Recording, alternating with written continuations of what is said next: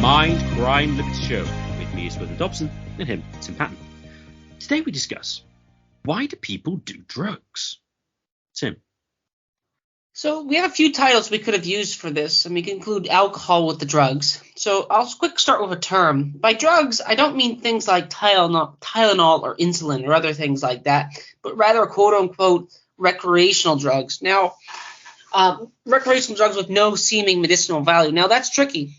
I can already see the sort of pro-weed and Joe Rogan types already sort of jumping at me because many of them will argue they do have medicinal value. Interestingly enough, some drugs used to have medicinal value, now are used as illicit drugs or quote-unquote illegal drugs. So the word recreational can be somewhat dodgy. But like in theory, at some point, some amount of food, regardless of fasting, you need some amount of food to live. The quantity is, more precise, and what types of foods. But you need to eat, or else you drink water, or else you die.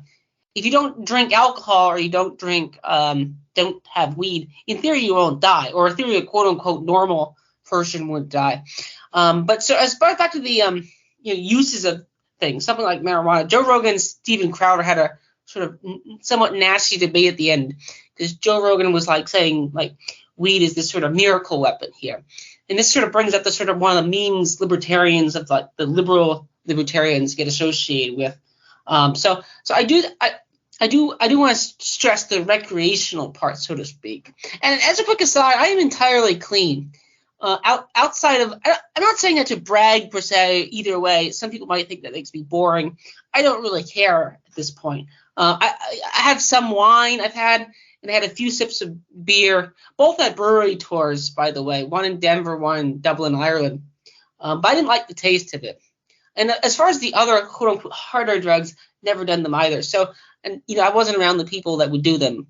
Again, that's just sort of my sort of petite, I don't know what Marxists say, petite bourgeois background. Speaking of the Marx, I'm going to start with the Marxists here, because I think the Marxists are more interesting about the drugs in general, than oftentimes gives out. Marx, of course, in his famous passage called Religion of the Opiate of the Masses. That's an interesting analogy choice. If you want to say the word opiate, because he's saying in the context of the British Opium Wars, and Uswithan also sent a book called The Red Cocaine. And in the beginning of that book, it starts with a passage about how Mao Zedong and the Soviets sort of viewed drugs as a way to weaken your enemies, so to speak. You give them drugs to weaken them, or drugs like opium. And that was sort of the Opium War. So Marx was talking in this time. And you get the sort of Brave New World thing where Snoma brings about happiness. It's the idea of the drugs used for drugs are used to control people to accept harsh ruling conditions and exploitation. So it's a screenshot out of a Reddit comment here. I thought this was interesting. It's interesting to note which drugs avoid vilification. Many jobs provide short breaks for the workers to use socially accepted drugs, caffeine and nicotine, so they're more productive. And alcohol consumption is encouraged as an encouraged pastime in the more vicious imperial nations and among the ruling class themselves. Drinking alcohol to the point of brain damage is often a rite of passage in the educational institutions, which create bourgeois leaders and opinion makers. Meanwhile, drugs like Prozac and Xanax are used by the most privileged sectors of the society to alleviate the simplest symptoms of capitalist exploitation or self-awareness in the bourgeoisie. I think it's most accurate to argue that the ruling class want a stimulated working class during office hours and a drunken, unempathetic working class for the remainder of the day. Recent bourgeois efforts to legalize marijuana and the widespread prescriptions of opiates suggest that in nations where actual productivity is no longer as required, an unmotivated working class is now complementary to their interests as well. So I thought that was interesting here. I think it's basically the case. Now, whether there's a council or some people making these decisions, and it's not just people acting on their different self-interest. But it is worth pointing out, if you look at countries that have very strict drug laws, North Korea, Cuba, Saudi Arabia, Singapore, so does China. Now, again, whether it's Those are the most harsh ones. Whether they enforce them in reality is a good question. It's something where it's hard to know certain aspects of things. It might be impossible to know anything about this topic because, but the fact that the official formal signals of its illegality are interesting confession. I mean, again, if one's an elite in the society, you could probably get one's hands on it, just like how all North Korea's elite are educated in Western Europe. But I think that sort of signal of illegality bears a worthy point here. In the West currently, to bring up that I've made a point about me being basically clean here, drug use is in some certain sectors is considered cool, so to speak. In old movies, sex might be considered taboo to be on screen, but smoking was ubiquitous. Now it's the opposite. Things like smoking and alcohol is maybe less so of alcohol, but still is much more hidden. And then you get the odd problem like where kids think smoking is cool to sort of like piss off certain parents and institutions here. And Thaddeus Russell likes to point out that Americans during colonial times drank huge amounts of alcohol. You can argue over the alcohol percentage, but it's not zero. So they're probably slightly inebriated. And this is probably true in other places as well. Thaddeus Russell discovered the United States, but I bet the same story is true in Germany. I bet the same story is true in Britain. That was basically your drink of choice, so to speak. I mean, because of the water quality here. And that's been the case for a certain amount of history. So there's a certain degree where everyone was slightly inebriated historically. We don't know that. Now, Thaddeus Russell, interestingly himself, speaking of performative contradiction, has been clean since 2012. He used to be an alcoholic from some variety. That's based on an interview he did with Bridget Fetisi. That is a fake name, I know, but that's what she calls herself when she gets interviewed.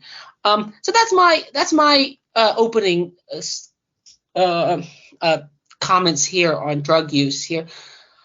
So then what do you make of drug use? I mean, I'll start with questions, but if you want to respond to my opening comments, that's fine. Are drugs a form of control? Are drugs a form of non-control? What would you say, Swithin? I think when it comes to drugs as to whether they're a form of control or not, I think largely depends on the type.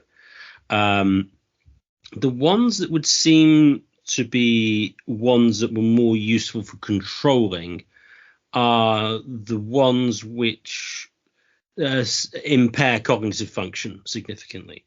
So those would be things like the current drugs are predominantly illegal, because the reason to take them is to get high, which clearly impairs cognitive function. And like drinking significant amounts of alcohol would keep you inebriated. On the other hand, things like caffeine, for one thing, I can't see how caffeine is going to control anybody. As you point out, it could make them more productive and does. Although actually, to be fair, in that sense, I remember one story once about a mathematician who used amphetamines who claimed it actually made him more productive. So there may be a greater distinction there, but I'm not too familiar with the effects of amphetamines. But I think it's the control element basically comes in from whether it's a way of taking you out of reality. Because then, as you point out, you no longer are concerned with the material conditions of your living or things like that, because you have an easy outlet. You go on your summer holiday, to reference Brave New World. That would seem to be the ones that are more controlling. So that's kind of interesting with respect to cannabis and smoking, as in smoking tobacco. You're right. As an aside with smoking is is something everyone should investigate. And I haven't done as much as I should. The reason is that what's interesting about it is it became utterly ubiquitous 20 years ago to being completely socially unacceptable in anything other than working class scenarios. Maybe cigars are still okay, but certainly not cigarette smoking. And that has massively changed over 25 years or so. I mean, it used to be normal. Like not everybody, but a lot of people smoked. It wasn't abnormal in any way, shape or form. So I do think it's interesting that basically something that doesn't really alter your cognitive function very much, if anything, maybe relaxes you to some extent. Of course, if you get off the nicotine, then you get shaky and you need it, and you get that sort of physical dependence to some extent.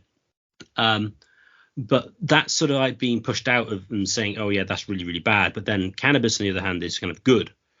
And I do think that's interesting when it comes to sort of the mental side of that. Now, said, of course, it could just be the case that this is just another way of making money, and we just want to promote drugs so we can make more money on them. But to your central point, the drugs which take you out of your current situation, assuming, of course, that your general cognitive functions give you a true sense of what the condition that you're living in is. That's very butchered, but hopefully you get the point. Then taking a drug to get you out of there, I think is very much easy to control. I mean, so for instance, if you're in prison, and it'd be like, assuming there were no other effects, well, the easiest way to stop people rioting in the prison is to get them on drugs. I mean, a nice passive prison population, and that's much easier to deal with than jailbreaking and violence and things. Now, I don't know if there are any drugs that fit that bill, but in principle, if they were, then that would of course make sense.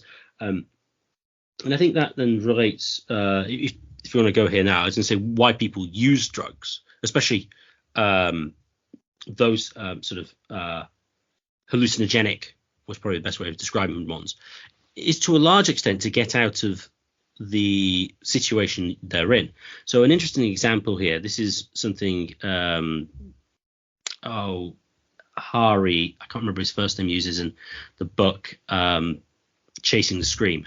I can't remember his name. He cites the situation that lots of Vietnam soldiers were addicted to heroin, or whatever, maybe addicted is the wrong term. They were heavy users of heroin. And when they came back, only 5% of them within a year had gone back on heroin quite significantly. After 3 years, it was 12%. So 88% of heavy heroin users after 3 years simply didn't use the stuff again. Now, again, kind of obvious as to why you might want to take heroin in Vietnam. Probably not fun watching people being napalmed or your friends getting his head exploded by the Viet Cong. So that's kind of understandable. So that seems to be one of the major reasons. I mean, that's obvious if you look at people. Now, one's cause and effect. If you see homeless people, they're almost always on drugs. Now, the question is, were they on drugs before they went to be homeless, or because being homeless is really bad, they're on drugs? Well, probably both. Well, we'll put it this way. Their life probably wasn't great before they went on the streets in many cases. I mean, I don't think that's going to be I don't think that's controversial in many cases. And that's why they take them. Now, that said, another historic reason for taking drugs, though, was religious. The idea that somehow this got you in touch with spirits or to commune with God. Certain of the African religions engage in sort of rituals, and they use those sorts of drugs. In South America, is it ayahuasca? I think. I can't remember. That they basically get tourists to come and do this sort of who's the tourist? They get sort of through like the shaman who kind of coordinates their trip through the ayahuasca to sort of like deal with themselves or something. I don't remember these. I remember the interview with the guy who did it. So that's another sort of historic reason of doing it. I don't know about. Now, probably the one that's most difficult to explain to some extent possibly is the recreational upper class usage, which seems to be on the rise. I don't know what that was like historically. I mean, it may have been that. So, for instance, London is known as one of the cocaine capitals of the world. Apparently, if you do chemical analysis of the water in London, there's traces of cocaine in it. There's that much. So then the question is, well, why do that? Well, I suppose, again, similar. Maybe they just have high pressure jobs. So it's a way of getting away from it.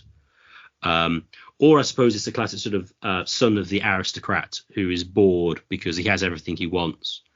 And so, don't really know what to do. Oh, drugs, that's kind of a way of getting around the boredom. So I suppose that'd be another possible explanation. So when it comes to the hallucinogenic, or not necessarily hallucinogenic, but the ones that sort of significantly impair cognitive function, those I think would be the major explanations. One is your material conditions are really bad in your life in general, so you take drugs. Ideal life is pretty good, but it's really stressful, so you do it. So it's kind of similar. One, you might be bored, or additionally some sort of religious thing. And I think that was one of the ideas some of the hippies kind of did with LSD in the 60s. It was getting in touch with nature and sort of the associated sort of rise of sort of pantheism and panentheism as you got in the sort of 60s on in the 70s. So those would be my initial comments. My next question will be related to, I'm going to start with Christianity. This is sort of a side topic that we focus here. And for that matter, other sort of, I mean, I don't know as much about it, but what's the Christianity's relationship toward drugs, alcohol, and other sort of smoking? Like, again, as you said, smoking is interesting insofar as starting, I would say it's a little earlier than that, but with hardly any quote unquote respectable people smoke, or at least if you see them smoke, they'll hide it. Interesting enough, Barack Obama was probably was a smoker from my understanding, which is sort of an interesting statement here. But there is the idea of respectability politics, so to speak, and drugs generally don't consider that. And I know I asked you about Christianity, but I'm also going to include this in as a question/comment as well. What do you think of making, one of the criticisms of making drugs illegal is it makes it quote unquote cool. This to me, I've never quite saw my way through this argument here. I can see that it might be theoretically impossible to actually ban drugs. Peter Hitchens, on the other hand, thinks it is possible to actually ban drugs. They just don't try hard enough here. I don't know. I'm sort of, if you think, it is true in Islamic countries, for example, alcohol is basically banned. Now, again, could elites get it? Could other people get it? We don't know. What else does it include? There's a certain degree. But from all intents and all purposes, it is probably not in existence here.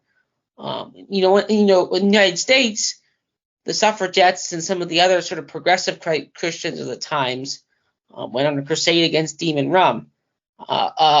This was a part of, and the Quakers and some of the other religious groups in the past. And I'm not sure about the Quakers, but certain religious groups banned alcohol as well for their members, not for everybody. Which goes back to your initial comment, like are homeless people on drugs and alcohol, therefore they're homeless, or do they get homeless and then, well, this is a really sucky situation, so I'm just going to do that. So the causality at times is a circle here. So which point is the more starting point here, and which is the secondary point here? So that's my comment/question. Swithin, what do you make of it? Are they cool? And what is sort of Christianity's relationship toward it? As to whether banning something makes it cool, I think is entirely contingent on the extent to which the authorities are held in high esteem by the population at large, and in particular by those people who the anti-authoritarian, well, basically the young, because those are the typically ones who would be the most anti-authoritarian in most cases, at least historically. And I think that's always kind of been true. I mean, there is a sense of independence, of separating yourself psychologically from your parents to some extent, although you could argue that's a modern phenomenon, although I largely think that's probably true, to kind of exercise control. That said, I mean, does it make it the only situation which makes it cool is that enough people think that for whatever reason the current or authorities or whatever are bad in certain respects, so that rebelling against them is kind of like the good thing to do within particular subcultures. So, I mean, so for instance, I mean, if you started banning smoking now, would it become cool? Don't think so. And also, what you got to remember as well is the extent to which media and other supported outlets how they portray things to whether or not it's cool or not. Because what I completely forgot in the first thing about when it came to do drugs used for the purpose of control. I mean, like, how could I forget the LSD experiments by the CIA with MK Ultra? I mean, they certainly thought they could. I mean, at the time, I mean, why on earth would they do all the LSD experiments if they didn't think they could? So they clearly thought it was control, and you've effectively got lots of foundations and groups that support it. I mean, get it right. Is it the Congress of Cultural Freedom, the kind of social leftist stuff, which is supported in the 60s to basically get the left to move away from communism and sort of genuine economic socialism to all this cultural stuff, which then becomes pretty obvious from the 80s onwards when the mainstream left ceases to care about economics. And that seemed to be very much like a top-down. Not say there wasn't any people on the ground who supported, but it was helped along the way. Let's put it that way. That seems to be certainly true. Now, as to Christianity, I think there's a few different ways you can go here. I mean, on the surface of it, Christianity is sort of pro-alcohol to some extent. Paul says Timothy should take some wine for his stomach. And then a lot of beer brewing was done by monasteries, and still some of the best regarded Belgian beer is still produced by monks, and it's one of their big money earners.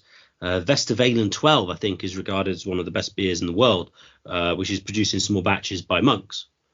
Luther, I think, brewed beer as well. The anti-alcohols as such seems to be a Protestant thing to a large extent. Now, I have heard some Protestants argue, Joey Faust argued amongst others, and some have gone this way, that wine so one way of going is, wine in New Testament didn't really refer to wine, it meant to grape juice, which I suppose is possible, but kind of unlikely. I mean, there is, for reasons you outlined before, it seems obvious why you would want to have a certain level of alcohol if you can't trust the water source, because it's a disinfectant effectively.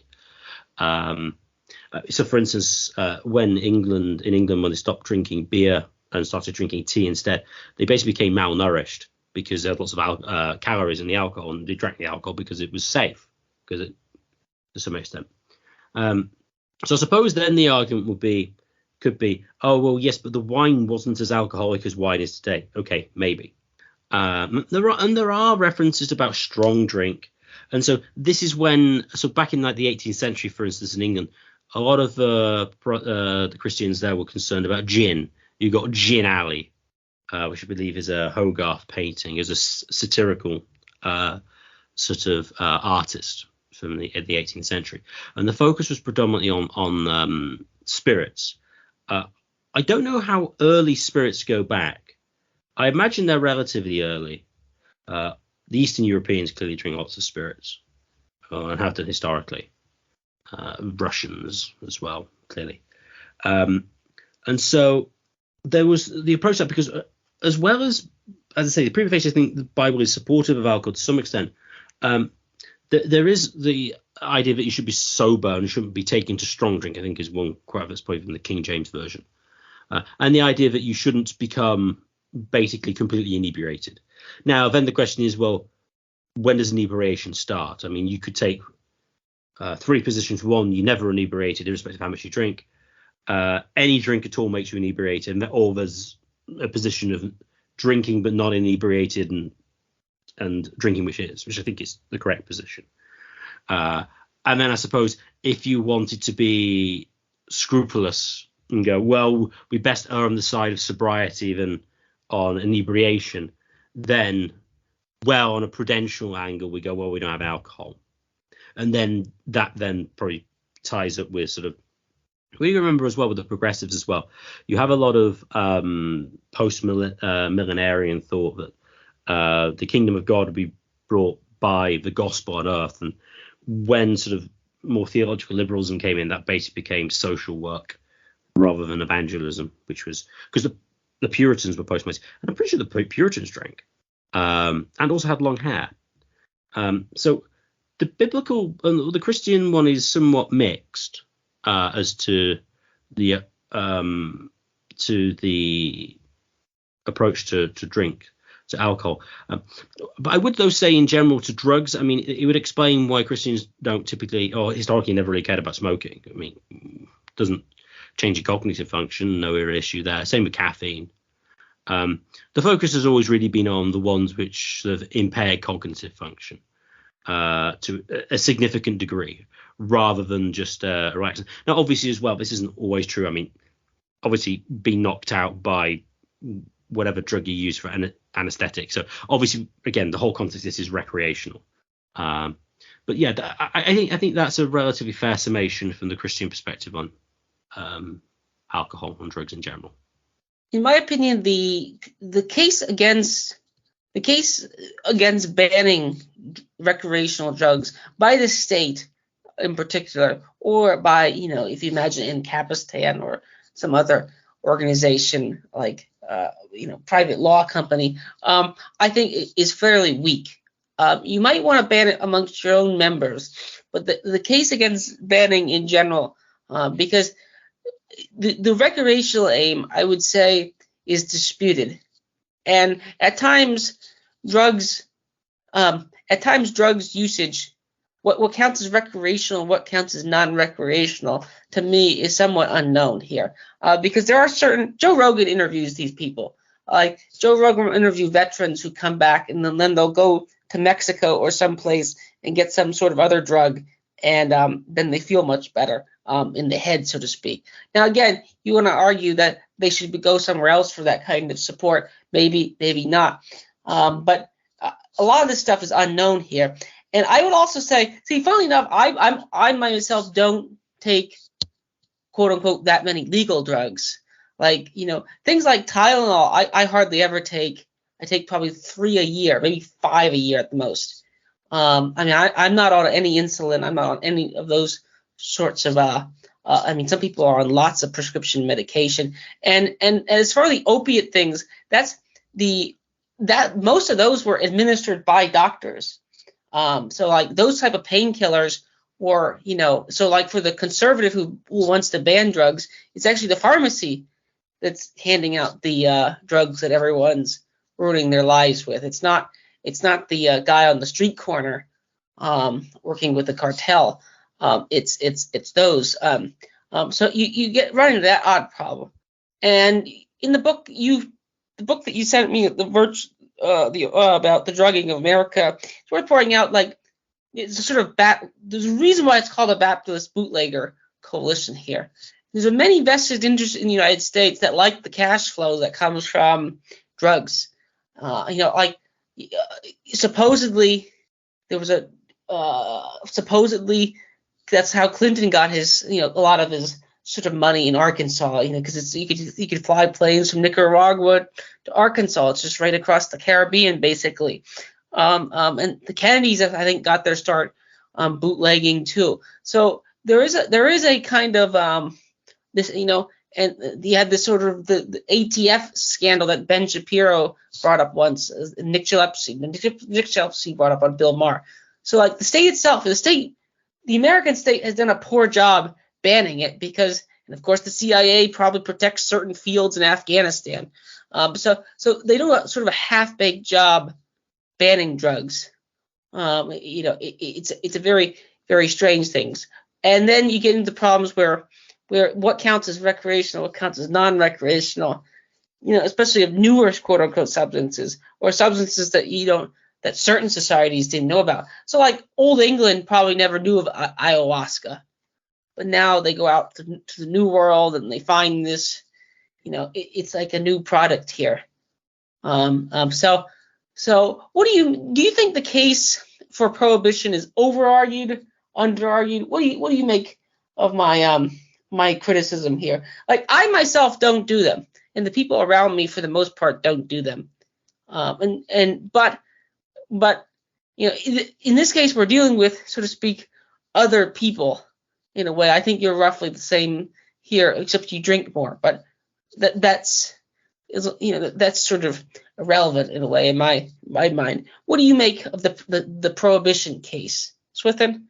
The prohibition case, I do think, I mean, in principle, that you could, by banning it, minimize the use of it significantly. I do think that's in principle possible, although I do think that's going to depend on the background use of it to begin with. So I do think with Peterson, I mean, getting rid of alcohol could be significantly difficult, especially considering how easy alcohol is to make yourself. I mean, you don't need to have a special weed or anything like that to actually produce it. So I do think that's possible. Now, you could argue, I mean, you have an interesting in America. I mean, yeah, the CIA have been known to be in drug running in the 80s at least. There was the quote that Hillary Clinton said, you can't ban drugs, you can't legalize drugs, there's too much money in them. And then the question is, well, what's she referring to there? Did she misspeak like Benghazi again, or would she let the mask slip? I mean, so you could always argue that if it was the case that the American government really wanted to stamp out drugs, they could. So again, one of the other arguments I remember hearing as to why the Americans wanted to go to Afghanistan is that the Taliban were doing too well at preventing opium getting through. And, that wasn't good for business. So we wanted to push. So you can always make the case that they aren't doing it properly. If you have Peter Hitchens as world drug czar, would drugs be beaten into submission? Possibly. However, one thing I think which is often forgotten when it comes to the drugs prohibition is the other attendant legislation that comes in with banning it. So now, for instance, in England, it's pretty darn difficult to get large amounts of money, cash, out of your own bank account without going through a trillion different steps, or even to deposit the money as well. Because ever since the 1980s, banking privacy has gone down the toilet, basically as anti-money laundering laws. And where were they laundering money from? Well, it was drugs. I mean, that was the big money maker. So that was the only reason they did it. So then the question is, well, could you stamp out drug use without going on everyone's bank account? I think that might be quite difficult, because it'd be quite difficult to figure out who's financing everything. Now, I suppose it might be possible without doing it. And you could always say, well, it was a convenient excuse, which is probably true. I mean, whether many people always got up and went, you know what, I did really support banking privacy, but this drug stuff is a bit too much. It probably came from people who thought that banking privacy was a bad idea anyway. Oh, drugs are a good justification for getting rid of it to some extent. And I think that's probably more true. But you can see how making it more difficult to pay in cash and these other things with the pretext of drugs massively increases state power. You also get the problem as well with drugs, unlike because I mean, one of the obvious retorts to like, oh no, if you ban it, it's just going to make you can't just ban it, because people do it anyway. And it's like, you don't think that with murder. It's like, well, we'll ban murder. Well, people happen anyway. It's like, well, yeah.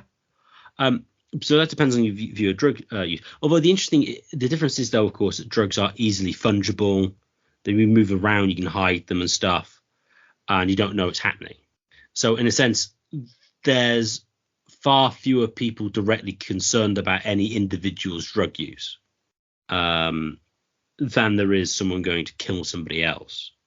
And obviously as well, one of the big problems, although I suppose you could also, well, you could equally argue this with assassination, but the extent to which you restrict drugs increases their price and then makes them more profitable. And then that means it encourages more firms to get into, well, gangs or firms to get into the market to supply drugs. Now, of course, you could always argue the same thing with assassination, well, hitmen, for instance. But as I say, the demand, it would seem, for drugs seems to be on average like just a lot higher anyway. So I do think I do think stamping out drug use is possible. It would be interesting to see somebody who genuinely tried it. Like, if you genuinely had a government that believed in it 100% and went after minor offences and stuff like that, how well they would do. It'd be interesting to see if Peter Hitchens or Alex Berenson, both of those are very anti-drug, both of them, interestingly, whether they actually cite any countries that have done this successfully, especially from having a significant size of drug use, to see whether that is possible. I'm agnostic. I tend to think it's probably not going to happen, and if it is, it's likely due to massive increases in state or whatever non-state organizations' power to prevent it. So even if it was possible, I don't think it's desirable. What do you make of the gray area between what counts as recreational and medicinal? I sort of opened up with that statement here. And in my home state recently, there's a medical marijuana plant that's not that far from where I live. And so now we have something that was formerly viewed as, now what you argue the medical part is the joke part. But to be fair, it's like is it or isn't it? I'm not entirely sure. You brought up Alex Berenson. Alex Berenson is consistently against most drugs, including a certain drug that they spent lots of money advertising for the past 2 years, which got him banned from Twitter. Those drugs, you have to say they're effective and safe. But there's other drugs. I mean, for one thing, you have abortifacients, or whatever you want to call them. However we say that. So those are type of drugs that people want to, either ban or have the state subsidize them. You also have other things like, Viagra. You also have things like Ritalin, Adderall. These are all things that are roughly legal in today's world. And some of them are mind-altering. Some of them are poisons in a sense towards certain parts of your body. And I'm not talking unless you think it's a tumor. So chemotherapy, of course, is fine. But there seems to be a gray area. And some schools prescribe, or this may have happened to me when I was a kid, but for my parents, of course, I would think good parents and didn't give it to me. But there's some schools that used to recommend kids to take, hyperactive boys to take Ritalin. So on the one hand, you have the conservatives very muscularly banning certain drugs, but on the other hand, the state and sort of other institutions subsidize and promote other drugs which meet the mind-altering things. And again, you can make a quick obsession with anesthesia here, although there is a strange problem with consciousness that if you want to watch John Cyril lecture about consciousness here, that is an exception to consciousness. But those anesthesia besides, if you talk about mind altering, those things, there are, those type of drugs, they're all related. What do you make of that, Swithin?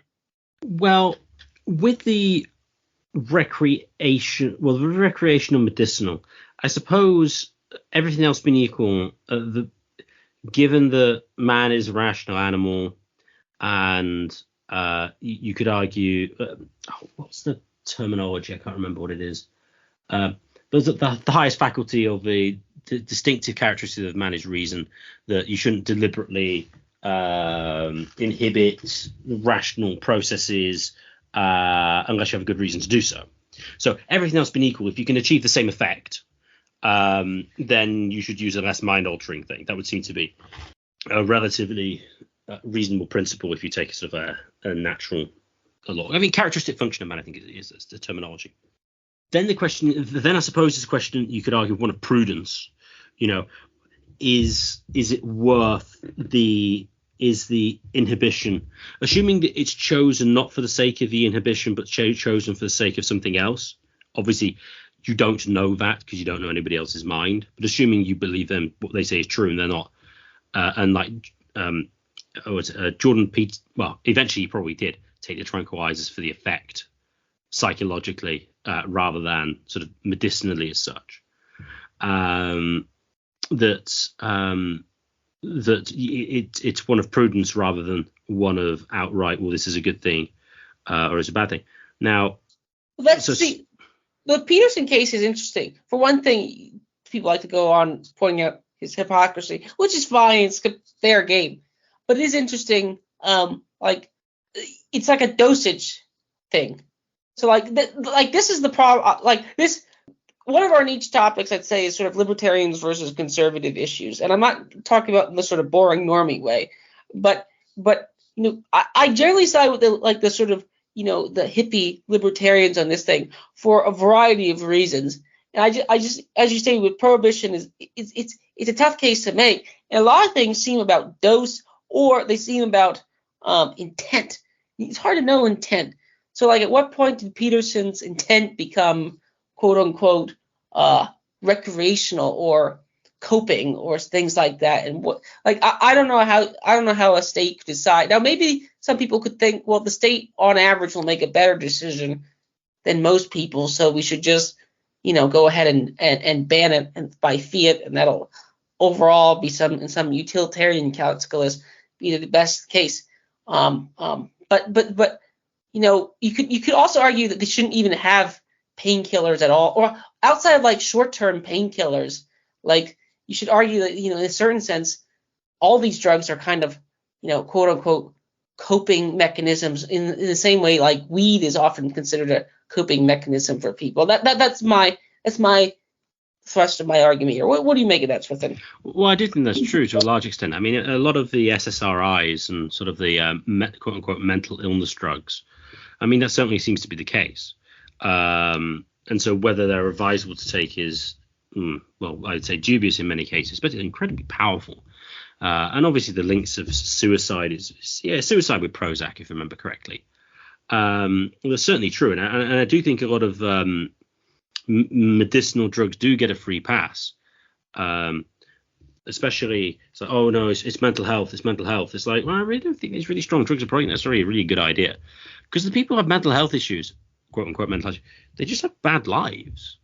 I mean, it's not that there's somehow their mind is going wrong. No, they're probably reacting quite rationally to negative things. Although that reminds me of the Pol Pot quote: the best way to deal with negative people is to remove them from your life.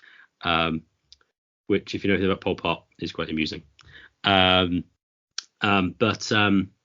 Yeah, they get a complete free pass. And then you get to the questions of mental illness and the appropriate response. I remember one guy, a mental health nurse, claiming on Facebook that he was kicked out. Basically, he said they're just vitamin deficient. And he tried to administer more of those sort of things. So then, yeah, so you're going to get a difficult questions. Is a mental illness cogent concept? Thomas Saz reference, obviously, here. And, how you could go about it without these sort of incredibly strong drugs. And they are clearly strong. I mean, they're prescribed. I mean, if they weren't, you could just buy them over the counter. Although, to be fair, nothing of any strength you can buy over the counter these days.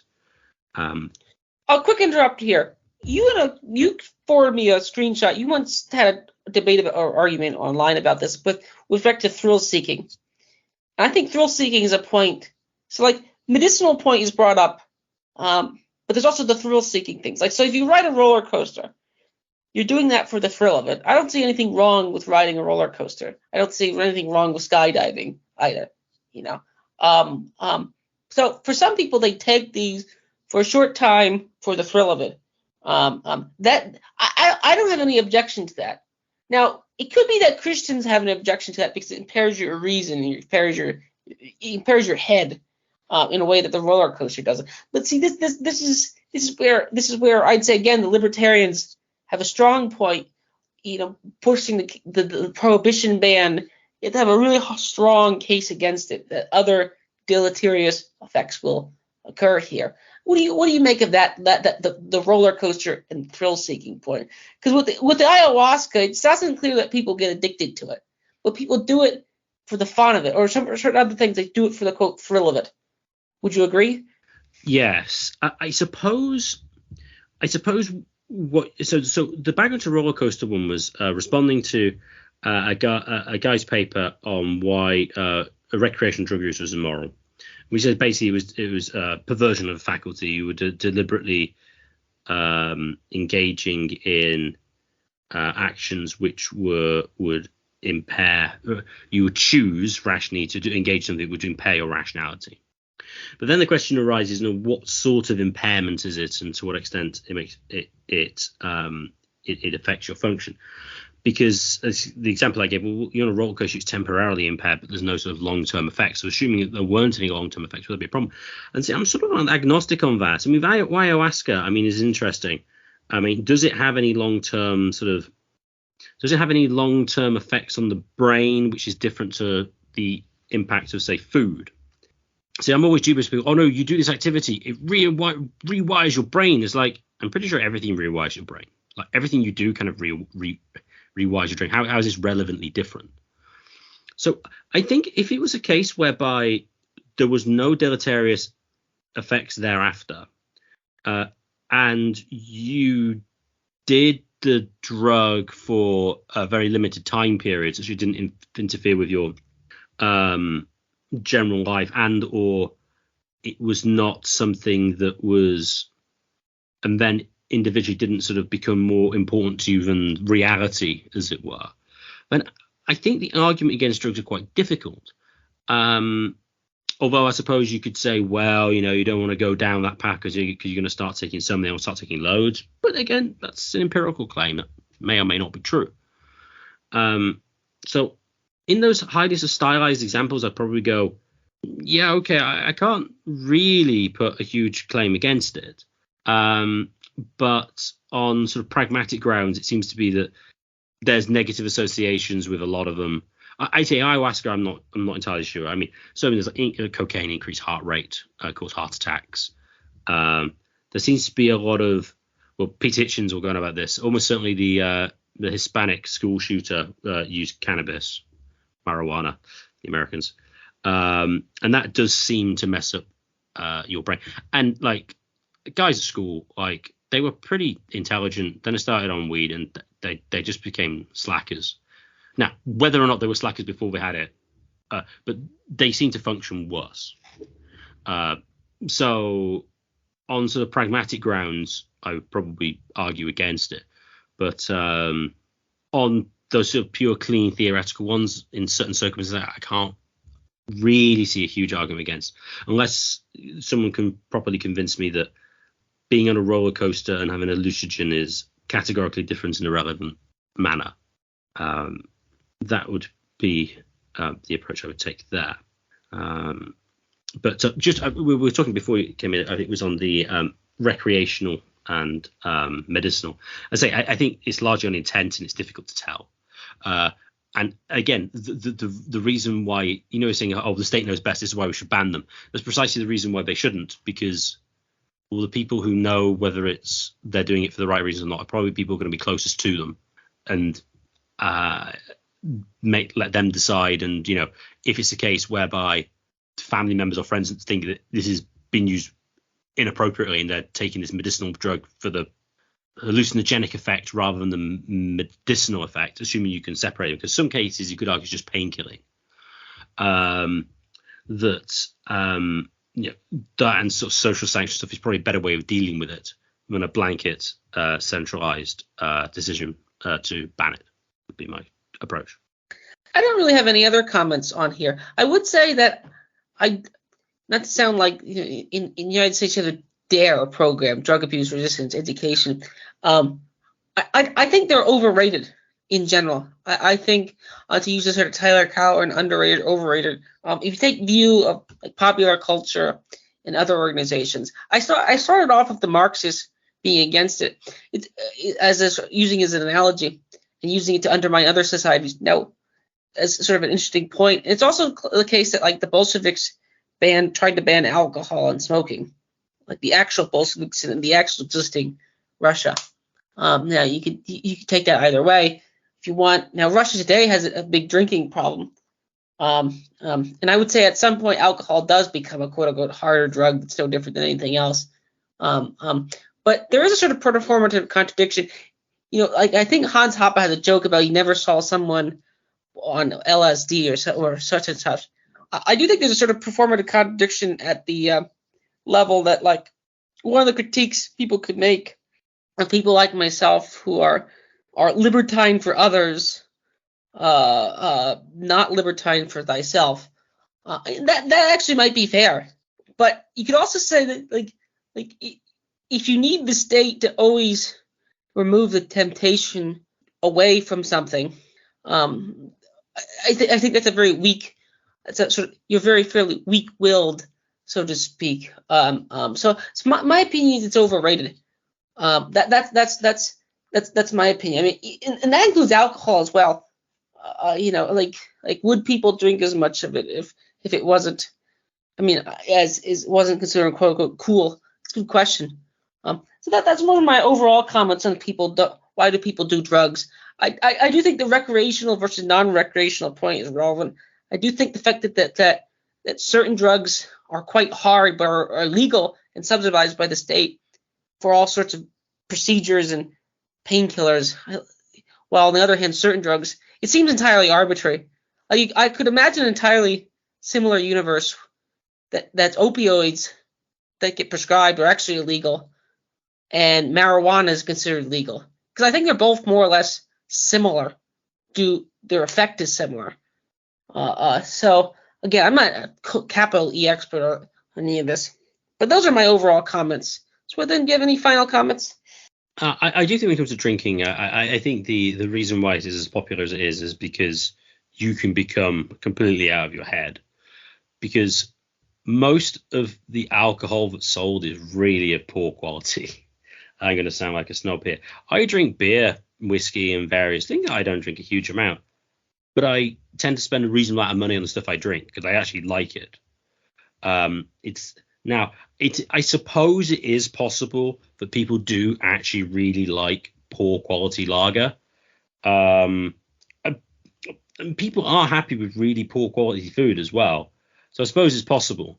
But I mean, I severely doubt they would drink non-alcoholic. Oh, I was going to say non-alcoholic version. It tastes exactly the same. I suppose I could say I would do the same on principle that it's non-alcoholic and therefore worse. But that's just me being stubborn. But I do think that's the attraction predominantly of drinking. I think as well with the Russians, it's obvious. I mean, you don't want any distraction from the revolution. You want to have this sort of dedicated, militant sort of aesthetic core who are dedicated to revolution and to creating a new Soviet man. I mean, there's no let up. You've got to go for it, and you're all in.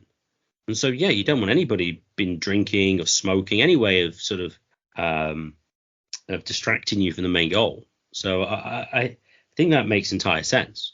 Although interesting, the smoking prohibitions failed, interestingly, even though at the time it was one of the biggest campaigns ever for it. Which is then brings the question is it just that the techniques, is it the advertising techniques much better today than they were back then, which means they're more effective? I mean, it'd be interesting to compare and contrast and see why one failed and one didn't.